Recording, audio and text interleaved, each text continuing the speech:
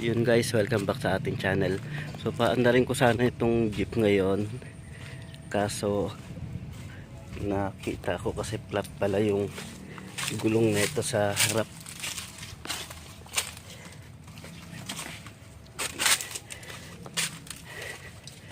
So yan, di ko lang alam kung kailan pa na-flat ito eh. Yan. So ito lang muna yung gagawin ko ngayong araw. Tatanggalin ko muna kasi nung mga nakaraan gusto ko na rin talagang tanggalin to para mabapping tong itong rim niya. So dahil nga sa na-flat, yan yung dahilan para matanggal ko na itong gulong. So yung apat na gulong na yan. So yan, marami na kasi na-stock din ng 5 buwan to guys na hindi nagagamit. Pero pinapaandar ko kaso hindi nga nagagamit gawa ng may problema rin yung preno. So lahat na yon i-check ko, tatanggalin ko muna yung gulong, then pag natanggal ko na yung gulong tsaka ko i-check yung preno. Pero gumagana to, umaandar to guys. So yun lang muna, yung gulong muna yung haharapin ko, tapos sa mga susunod kasi marami akong plano dito guys. Itong dashboard nya, yan, itong dashboard nya, babaguhin ko yan, papalitan ko yan. Pero i-ano ko lang, so bakal lang yung hindi ako bibili ng bago kasi medyo may kamahalan din. So gagawa ako ng panibagong dashboard. So yun guys, tara samahan ninyo ako ulit. Sana pagtiyagaan ninyo ulit na panoorin yung video natin.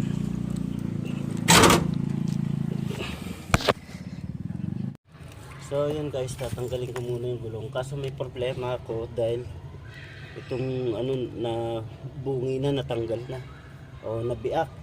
Kaya hindi na kaya.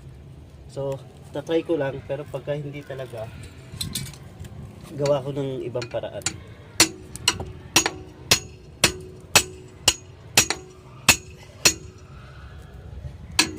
So, kasi buhat nung nabili ko to guys, yung sasakyan, 2 taon din na stock to sa dating may-ari. Tapos nung tinry ko rin tanggalin to nung mga nakaraang taon din, hindi ko rin natanggal. So nasa 3 taon nang hindi natanggal yung gulong, kaya medyo matigas na talaga tanggalin yung stud nya.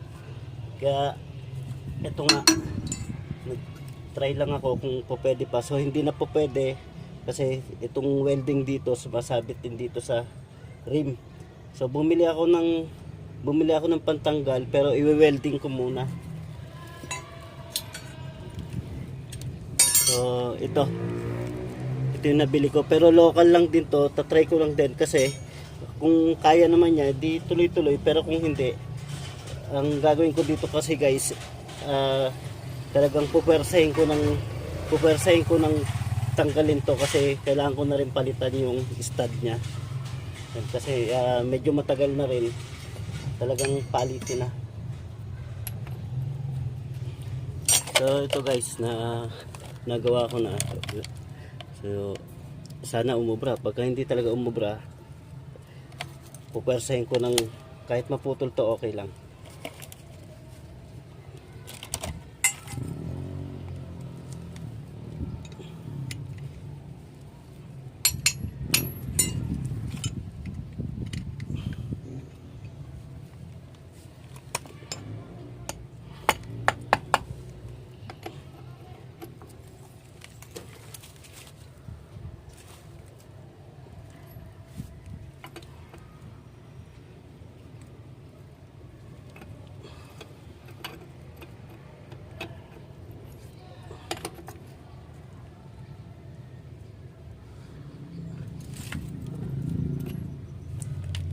So yun, medyo pumapalipit ito. Siguro dadagdagan ko pa rito para medyo tumibay pa siya.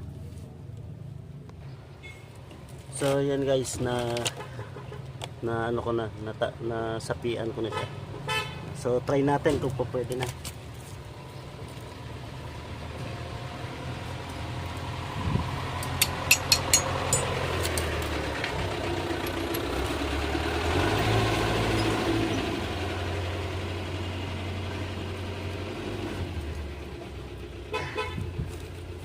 So yun guys, hindi talaga po pwede. Kaya ang gagawin ko, kasi kung bibili naman ako ng cross range, hindi ako sigurado kung original o ano eh. Meron kasi akong tinitingnan kaso duda ko, kaya hindi muna ako bumili. Siguro sa mga susunod na lang. So kailangan ko ng i-force na tanggalin to.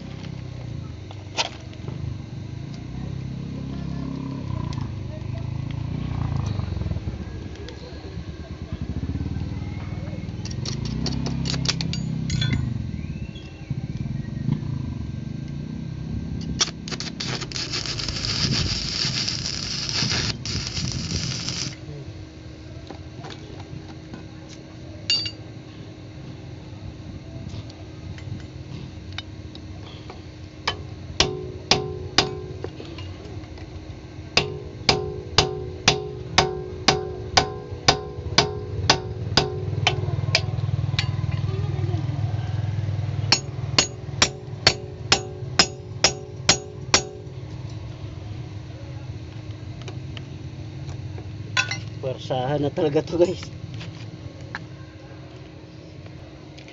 Yung guys, dito ko na lang siya bubunutin para sa likod ko na lang ng stud gagrinderin. So ito na lang yung babaklasin ko.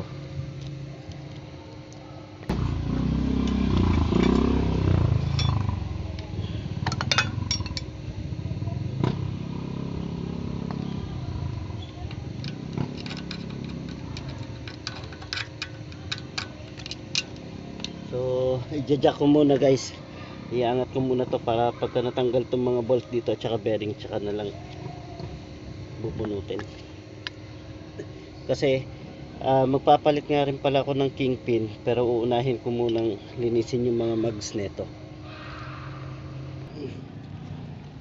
Yun guys, naitaas ko na ng bagya. Medyo may problema rin pala yung jack ko, kaya medyo natagal-tagalan.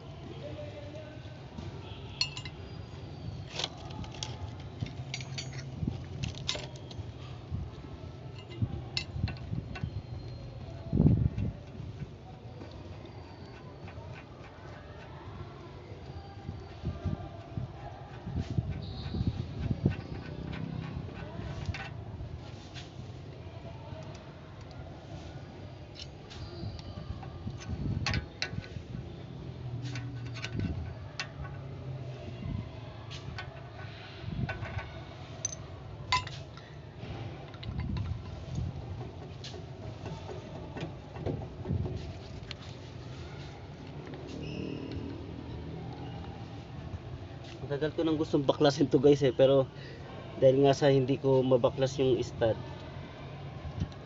hindi ko ginagawa. So ito na lang yung huling paraan para matanggal yung gulong, pero at least na check ko rin yung mga bearing kung okay pa. So good pa naman, pero kasi yung kingpin nito palitin din, pero wala pang budget sa ngayon. Ito lang muna talaga yung ano ko. So pagka nalinis ko na yung apat na mags, hindi ko pa rin ikakabit dito kasi ang ine-next ko na gagawin naman yung kingpin.